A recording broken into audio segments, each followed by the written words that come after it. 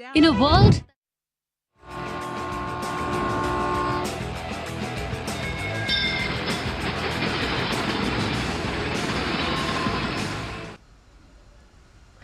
नमस्कार, स्वागत है आप सभी का डीडी न्यूज के इस खास बुलेटिन एक्सप्रेस 100 में, जहां हम आपके लिए लेकर आते हैं राजनीति, मनोरंजन, देश दुनिया, खेल और व्यापार जगत की सभी बड़ी खबरों को एक्सप्रेस यानी कि फटाफट अंदाज में। मैं हूं कृतिका। तो चलिए शुरुआत करते हैं एक्सप्रेस 100 की और देखते हैं खबरें तेज रफ्तार से। राष्ट्रपति द्रौपदी मुर्मू आज नई दिल्ली में आदि महोत्सव का उद्घाटन करेंगी। मेजर ध्यानचंद नेशनल स्टेडियम में आयोजित होने वाला ये महोत्सव 18 फरवरी तक चलेगा। इसमें जनजातीय विरासत की समृद्ध विविधता को प्रदर्शित किया जाएगा। महोत्सव में 300 से ज्यादा स्टॉल होंगे, जिसमें जनजातीय कला, हस्तशिल्प, प्राकृतिक उपज और स्वादिष्ट जनजातीय व्यंजनों का भी विविध प्रदर्शन होगा। आदि महोत्सव में प्रवेश निःशुल्क होगा। आगंतुक सुबह 11 बजे से रात 10 बजे तक महोत्सव में आ सकते हैं। यहाँ लोग देश की जनजातीय विरासत की समृद्ध विविधता के दर्शन कर सकते हैं। प्रधानमंत्री नरेंद्र मोदी आज नई दिल्ली से विकसित भारत विकसित गुजरात कार्यक्रम को संबोधित करेंगे। पीएम दोपहर करीब 1 बजे वीडियो कॉन्फ्रेंसिंग के माध्यम से कार्यक्रम को संबोधित करेंगे। कार्यक्रम के दौरान प्रधानमंत्री गुजरात में प्रधानमंत्री आवास योजना और अन्य आवास योजनाओं के अंतर्गत निर्मित 1.3 लाख से ज्यादा घरों का उद्घाटन और भूमि पूजन करेंगे। कार्यक्रम गुजरात के सभी जिलों में 180 से ज्यादा स्थानों पर आयोजित किया जाएगा, जिसमें मुख्य कार्यक्रम बनासकांठा जिले में होगा। राज्यव्यापी कार्यक्रम में आवास योजनाओं सहित विभिन्न सरकारी योजनाओं के हजारों लाभार्थियों की भागीदारी रहेगी। कार्यक्रम में गुजरात के मुख्यमंत्री समेत तमाम गणमान्य उपस्थित रहेंगे।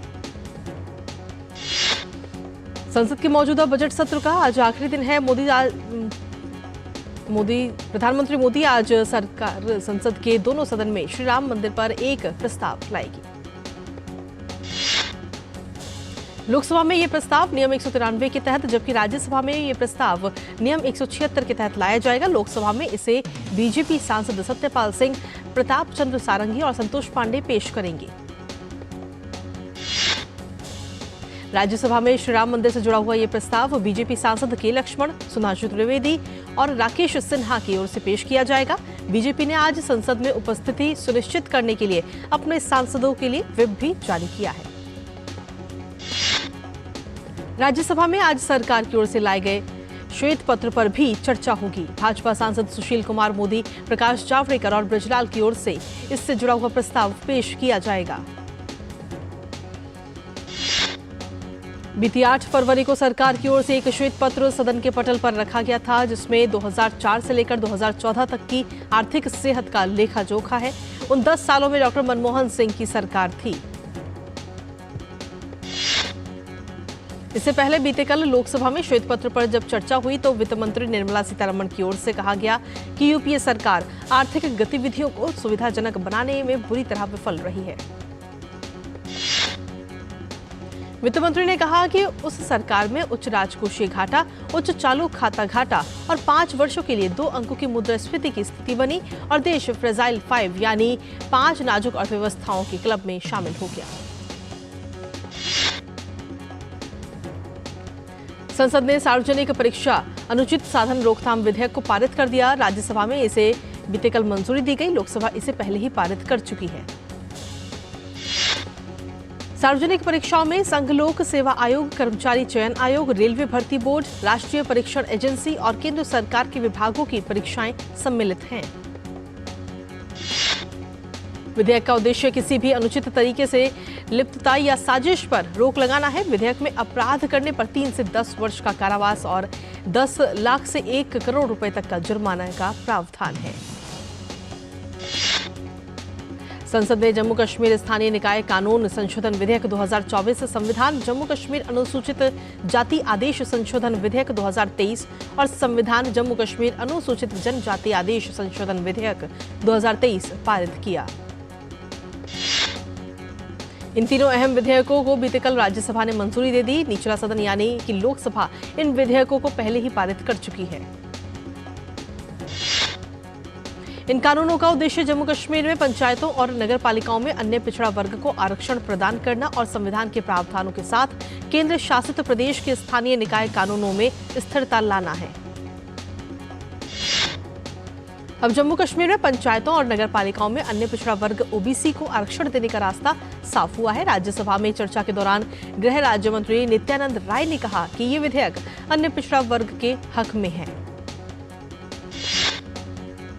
ET now global business summit में प्रधानमंत्री नरेंद्र मोदी ने पिछले एक दशक में देश की उपलब्धियों को सामने रखने के साथ साथ भविष्य का भी खाका खींचा। पीएम ने दावोस से लेकर दुनिया के अन्य मंचों तक भारत के बढ़ते दबदबे का भी जिक्र किया। उन्होंने कहा कि ये भारत का वो समय है जब देश खुद को सदियों के लिए मजबूत बना रहा है। पीएम ने कहा कि कांग्रेस सरकार में कागजों में 10 करोड़ फर्जी लाभार्थी थे। इससे निपटने के लिए सरकार ने डीबीटी का सहारा लेकर देश के 3 लाख करोड़ रुपए गलत हाथों में जाने से रोके। प्रधानमंत्री ने कहा कि मैंने राजनीति की जगह राष्ट्र नीति का रास्ता चुना। पीएम ने कहा कि अपने तीसरे कार्यकाल में वो और भी बड़े फैसले लेंगे।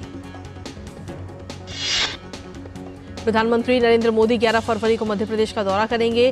पीएम झाबुआ में लगभग 7,500 करोड़ रुपए की अनेक विकास परियोजनाओं का लोकार्पण और शिलान्यास करेंगे। प्रधानमंत्री झाबुआ में विशेष पिछड़ी जनजातियों की लगभग 2 लाख महिला लाभार्थियों को आहार अनुदान की मासिक किस्त वितरित करेंगे। साथ ही स्वामित्व योजना के लाभार्थियों को 1.75 लाख अधिकार अभिलेख भी वितरित करेंगे। मध्य प्रदेश में प्रधानमंत्री सड़क, रेल, बिजली और जल क्षेत्र से संबंधित अनेक परियोजनाओं का भी लोकार्पण और शिलान्यास करेंगे। साथ ही प्रधानमंत्री आदर्श ग्राम योजना के अंतर्गत 550 से ज्यादा गांवों के लिए धनराशि भी हस्तांतरित करेंगे। उत्तराखंड के हल्द्वानी में गुरुवार की हिंसा और आगजनी के बाद हालात तनावपूर्ण है। स्थिति फिलहाल नियंत्रण में है और पुलिस प्रशासन हिंसा, पथराव और आगजनी करने वालों के खिलाफ कार्रवाई में जुटा है। उत्तराखंड के मुख्यमंत्री पुष्कर सिंह धामी ने प्रधानमंत्री नरेंद्र मोदी और गृह मंत्री अमित शाह को हल्द्वानी के बनभूलपुरा क्षेत्र में 8 फरवरी की रात हुई घटना की जानकारी दी। और एक्सप्रेस 100 में खबरों का सिलसिला लगातार जारी। फिलहाल वक्त एक छोटे से ब्रेक का, आप बने रहिए डीडी न्यूज के साथ। साल, बरस और सदी नहीं, एक युग गुजर जाएगा। उम्र न पूछो वंडर की, जब फर्क नजर आएगा। वंडर सीमेंट, फर्क नजर आएगा। टेक स्टार्टअप सॉलिड था, प्लान था कड़क, करना था समथिंग ग्रेट, पर शुरू से प्रॉब्लम में घेरा यूं कि बिजनेस हुआ अपना लम्बेट। बिजनेस गुरु की जरूरत थी खास, सीधे गए SBI स्टार्टअप ब्रांच पे तो खुल गया success. Startup advisory and support SBI startup branch पे। ब्रेक के बाद एक बार फिर से स्वागत है आप सभी का। वापस रुक करते हैं एक्सप्रेस 100 का। पुष्कर सिंह धामी ने बनभूलपुरा में हुए पथराव और आगजनी में घायल पुलिस, पत्रकार और अन्य लोगों का हालचाल जाना। धामी ने कहा कि सभी उपद्रवियों को चिन्हित कर उन पर कड़ी कानूनी कार्रवाई की जाएगी। हल्द्वानी में दंगाइयों की पहचान के लिए आसपास के सीसीटीवी खंगाले जा रहे हैं। इलाके में भारी सुरक्षा बल भी तैनात है। उत्तराखंड के मुख्यमंत्री पुष्कर सिंह धामी ने हल्द्वानी पहुंचकर हालातों की समीक्षा की। सीएम ने घायल पुलिसकर्मियों और पत्रकारों से मिलकर उनका हालचाल जाना। सीएम ने अधिकारियों के साथ उच्च स्तरीय बैठक कर अराजक तत्वों से सख्ती से निपटने के साफ निर्देश दिए। साथ ही हल्द्वानी के लोगों से शांति व्यवस्था बनाए रखने की भी अपील की। अयोध्या धाम में श्री रामलला के दर्शन के लिए देश भर से बड़ी संख्या में भक्त पहुंच रहे हैं। भाजपा सांसद मनोज तिवारी ने पुरानी दिल्ली रेलवे स्टेशन से एक विशेष गाड़ी को हरी झंडी दिखाकर अयोध्या धाम के लिए रवाना किया। आंध्र प्रदेश के श्री पोटी श्री रामुलु नेल्लोर में मुसुनुरु टोल प्लाजा पर घातक सड़क दुर्घटना में 4 लोगों की मौत हो गई जबकि 15 लोग घायल हैं। घटना का कारण लॉरी और ट्रैवल बस की टक्कर बताया जा रहा है। घटना की खबर मिलते ही पुलिस मौके पर तैनात रही। घायलों को अस्पताल में भर्ती कराया गया है। नई दिल्ली के प्रगति मैदान में आज से 91 विश्व पुस्तक मेले की शुरुआत हुई। बहुभाषी भारत का एक जीवंत परंपरा है इस बार के पुस्तक मेले की थीम। 18 फरवरी तक चलने वाले इस पुस्तक मेले में देश विदेश के 1500 से ज्यादा प्रकाशक हिस्सा लेंगे। अतिथि देश के तौर पर इस बार सऊदी अरब को चुना गया है। WDRA ने किसानों और व्यापारियों को कम ब्याज दर पर ऋण प्राप्त करने में सहायता करने के लिए पंजाब एंड सिंध बैंक के साथ एक समझौता ज्ञापन पर हस्ताक्षर किए। उपभोक्ता मामले, खाद्य और सार्वजनिक वितरण मंत्रालय ने बयान में कहा कि समझौता ज्ञापन से किसानों को कम ब्याज दर पर ऋण प्राप्त करने में मदद मिलेगी। सरकार ने डिजिटल धोखाधड़ी को नियंत्रित करने के लिए अब तक 1.4 लाख मोबाइल नंबरों को ब्लॉक किया है। एक आधिकारिक विज्ञप्ति के अनुसार ये मोबाइल नंबर वित्तीय धोखाधड़ी में शामिल थे। रिलायंस इंफ्रास्ट्रक्चर लिमिटेड का घाटा बढ़ा। कंपनी की ओर से बताया गया कि अधिक खर्चों के कारण दिसंबर तिमाही में एकीकृत शुद्ध घाटा बढ़कर 421.17 करोड़ रुपए हो गया। रिलायंस कंज्यूमर जल्द ही करेगी एक और अधिग्रहण। कंपनी ने बताया कि 27 करोड़ रुपए में रावल गांव शुगर फार्म के कॉफी ब्रेक और पान पसंद जैसे कन्फेक्शनरी ब्रांड का अधिग्रहण करेगी। रावल गांव शुगर फार्म के पास Mango Mood, Coffee Break, Tutti Frutti, Pan Pasand, Choco Cream और सुप्रीम जैसे ब्रांड हैं। इस सौदे के तहत इन उत्पादों के ट्रेडमार्क, उत्पादन नुस्खे और सभी बौद्धिक संपदा अधिकार Reliance consumer products limited RCPL को मिल जाएंगे। जायडस लाइफ साइंसेज का चालू वित्त वर्ष की तीसरी तिमाही में एकीकृत शुद्ध लाभ 27% से बढ़कर 790 करोड़ रुपए हो गया। बीते वित्त वर्ष की समान तिमाही में कंपनी का शुद्ध लाभ 623 करोड़ रुपए रहा था।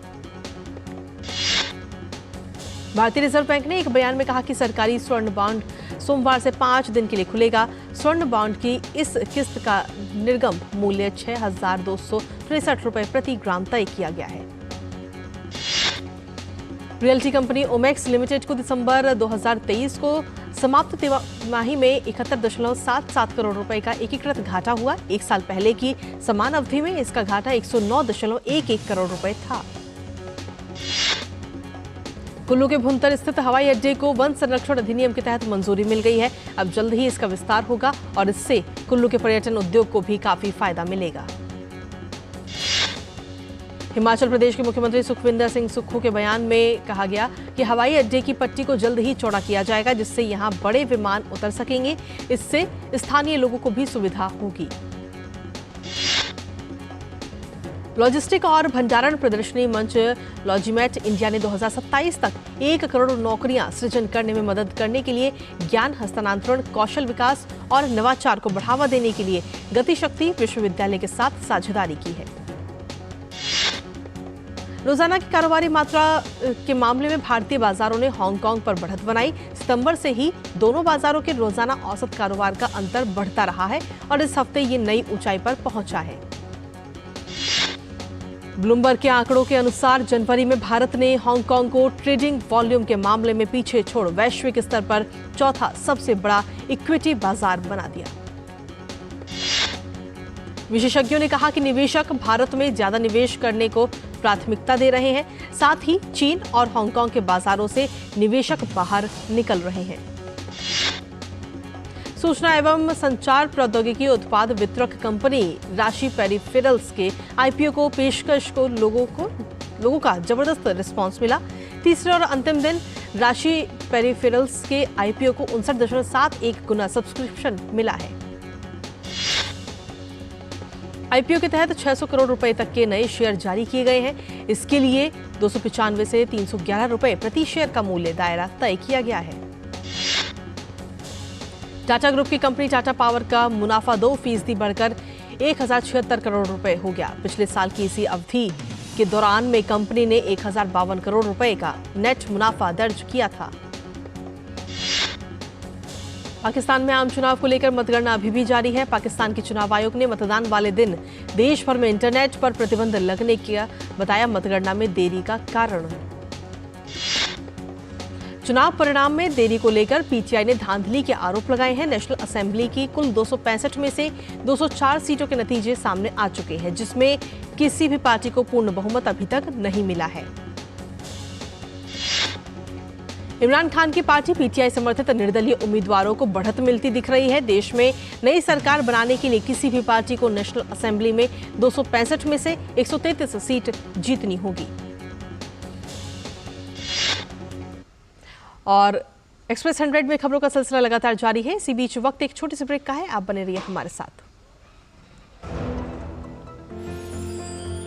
साल बरस और सदी नहीं, एक युग गुजर जाएगा। उम्र न पूछो वंडर की, जब फर्क नजर आएगा। वंडर सीमेंट, फर्क नजर आएगा। मोदी सरकार की गारंटी, कोई नहीं रहेगा भूखा। हर महीने 80 करोड़ लोगों को मिल रहा है मुफ्त राशन। हमारा संकल्प, विकसित भारत। मार्केट पे तो बहुत सारे टैक्स सेविंग इन्वेस्टमेंट्स हैं, लेकिन मेरी नजर में एनपीएस से बढ़िया और कुछ नहीं। प्रेजेंटली जो मेरा बैंक अकाउंट है, उसी की नेट बैंकिंग ऐप के थ्रू मैंने अपना एनपीएस ओपन किया। अब एनपीएस के ऐप के थ्रू मेरी इन्वेस्टमेंट कितनी है, कितने रिटर्न्स मिल रहे हैं, बहुत इजीली ट्रैक हो जाता है। अब तो इसमें सिस्टमैटिक लमसम विड्रॉल का ऑप्शन भी आ गया है, व्हिच इज ग्रेट। अपने बेहतर कल को सुनिश्चित करने के लिए एनपीएस जरूरी है। और ब्रेक के बाद एक बार फिर से स्वागत है आप सभी का। वापस रुक करते हैं एक्सप्रेस 100 का। पीएमएल-एन के प्रधानमंत्री पद के उम्मीदवार नवाज शरीफ ने अपने पूर्व सहयोगियों पाकिस्तान पीपल्स पार्टी जमीयत की मदद से एकजुट सरकार बनाने की घोषणा की है। उत्तर पश्चिमी पाकिस्तान में हिंसा हुई। पुलिस और पूर्व प्रधानमंत्री इमरान खान के समर्थकों के बीच हुई झड़प में 2 लोगों की मौत हो गई। पुलिस ने कहा कि चुनाव नतीजों की घोषणा में देरी और मतदान में धांधली के आरोपों के बीच विरोध प्रदर्शन हो रहे हैं। प्रदर्शनकारियों ने एक पुलिस वाहन को आग भी लगा दी।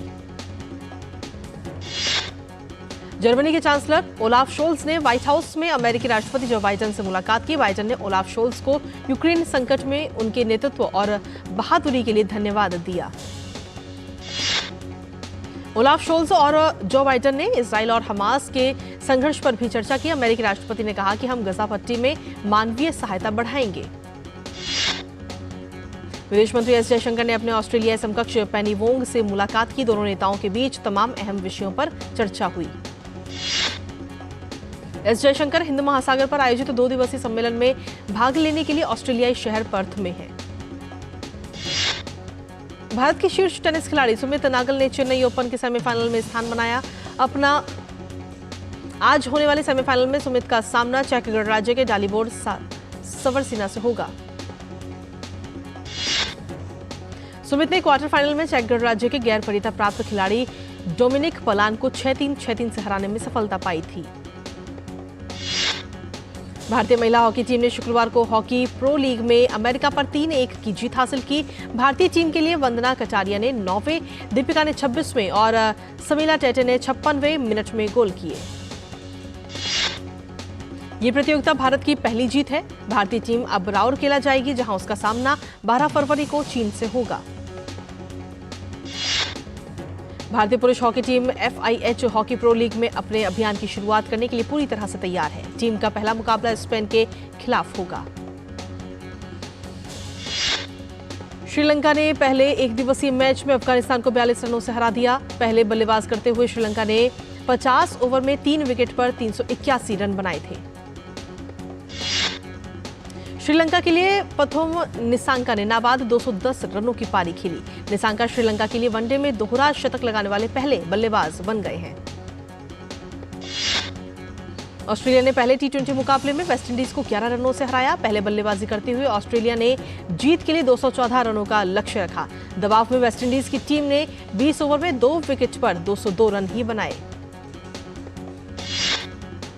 मुंबई के पृथ्वी शॉ ने रणजी ट्रॉफी में छत्तीसगढ़ के खिलाफ लंच से पहले ही शतक पूरा कर एक बड़ा रिकॉर्ड अपने नाम कर लिया।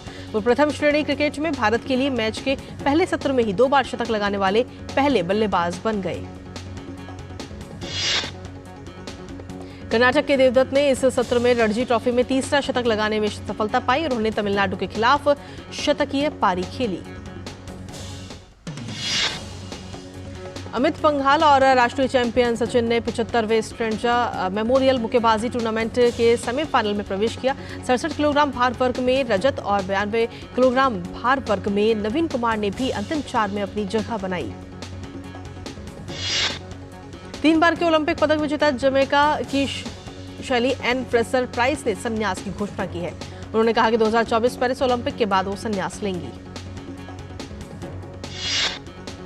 ऑस्ट्रेलियन रग्बी यूनियन खिलाड़ी कर्टले बील को यौन अपराध के आरोप से मुक्त कर दिया गया। कर्टले बील पर सिडनी में एक पब में एक महिला के साथ यौन अपराध का आरोप लगा था।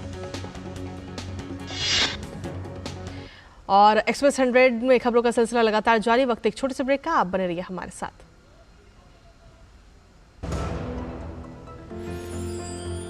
साल बरस और सदी नहीं, एक युग गुजर जाएगा। उम्र न पूछो वंडर की, जब फर्क नजर आएगा। वंडर सीमेंट, फर्क नजर आएगा। और ब्रेक के बाद एक बार फिर से स्वागत। वापस रुख एक्सप्रेस 100 का। लिवरपूल के मिडफील्डर थियागो अल्सेंट्रा एक बार फिर से मैदान से बाहर हो गए। चोट के चलते अल्सेंट्रा को मैदान से बाहर होना पड़ा। कोबी ब्रायंट के हजारों समर्थकों के हाथ निराशा लगी। ब्रायंट की प्रतिमा के अनावरण के मौके पर लॉस एंजलिस के स्टेडियम के बाहर एकत्रित हुए प्रशंसकों को नहीं मालूम था कि निमंत्रण के द्वारा ही प्रवेश मिलेगा। टॉम डेली ने पेरिस 2024 ओलंपिक के लिए क्वालिफाई किया। डेली और उनकी टीम मैट नोहा विलियम्स ने दोहा में आयोजित विश्व एक्वेटिक्स चैंपियनशिप में पुरुषों के 10 मीटर सिंक्रोनाइज्ड डाइविंग फाइनल में रजत पदक जीता। फ्रांस में रहने वाले 47 वर्षीय रिचर्ड प्लाट ने माचिस की तिलियों के उपयोग से 7.19 मीटर लंबी एफिल टावर का मॉडल बनाकर वर्ल्ड रिकॉर्ड बनाया है। पोलैंड के ह्यूबर्ट हरकाज ने ओपन 13 टेनिस टूर्नामेंट के सेमीफाइनल में पहुंचे। हरकाज ने क्वार्टर फाइनल में चेक गणराज्य के टॉमस मेचक को सीधे सेट में 6-3, 6-4 से शिकस्त दी। सतीश कौशिक की आखिरी फिल्म कागज 2 का ट्रेलर रिलीज हुआ। फिल्म में अनुपम खेर, दर्शन कुमार और नीना गुप्ता भी हैं। प्रभास की सालार पार्ट 1 सीजफायर बॉक्स ऑफिस के बाद अब ओटीटी पर धमाका करने को तैयार है। प्रभास की सालार हिंदी में रिलीज होगी। जम्मू कश्मीर से जुड़े मुद्दे पर बनी फिल्म आर्टिकल 370 का ट्रेलर रिलीज हुआ। फिल्म 23 फरवरी को सिनेमाघरों में रिलीज की जाएगी। फिल्म आर्टिकल 370 का ट्रेलर रिलीज होने के बाद से टीवी के राम अरुण गोविल का रोल भी अब चर्चा में है। पीएम मोदी के रोल में अरुण गोविल छाए हुए हैं। यामी गौतम अभिनीत आगामी फिल्म आर्टिकल 370 की बॉलीवुड स्टार अक्षय कुमार ने जमकर तारीफ की है। उन्होंने कहा कि कश्मीर भारत का हिस्सा था, है और हमेशा रहेगा। फिल्म बड़े मियां छोटे मियां का फर्स्ट ऑफिशियल बीटीएस वीडियो जारी किया गया। तमिल मेगास्टार रजनीकांत की फिल्म लाल सलाम रिलीज हुई। अभिनेता ने अपने सोशल मीडिया पर अपनी बेटी ऐश्वर्या के साथ एक फोटो शेयर की। सदी के महानायक अमिताभ बच्चन एक बार फिर से रामलला के दरबार में हाजिरी लगाने के लिए पहुंचे। बॉलीवुड अभिनेता शाहिद कपूर की फिल्म देवा 11 अक्टूबर को रिलीज होगी। फिल्म में शाहिद पुलिस ऑफिसर की भूमिका में हैं। बॉलीवुड अभिनेता विद्युत जामवाल की आने वाली फिल्म क्रैक का ट्रेलर रिलीज हुआ। अभिनेता वरुण धवन ने इंस्टाग्राम पर अपनी अपकमिंग फिल्म बेबी जॉन का नया पोस्टर शेयर किया। गुरु रंधावा की फिल्म कुछ खट्टा हो जाए का ट्रेलर रिलीज हुआ। फिल्म 16 फरवरी को रिलीज होगी। भूमि पेडनेकर की नई फिल्म भक्षक रिलीज हुई। फिल्म में भूमि पेडनेकर एक खोजी पत्रकार का किरदार निभा रही हैं। मर्डर मिस्ट्री पर आधारित फिल्म गिन के 10 का ट्रेलर जारी हुआ। फिल्म की कहानी 10 किरदारों के इर्द गिर्द घूमती है। और मुनव्वर फारूकी और अभिषेक मल्हान दोनों में जबरदस्त लड़ाई छिड़ी हुई है। हाल ही में उन्होंने अभिषेक मल्हान के साथ अपनी चैट का एक स्क्रीनशॉट सोशल मीडिया पर पोस्ट किया था। और इसी के साथ फिलहाल एक्सप्रेस न्यूज में मेरे साथ इतना ही। मुझे और हमारी पूरी टीम को दीजिए अनुमति। नमस्कार।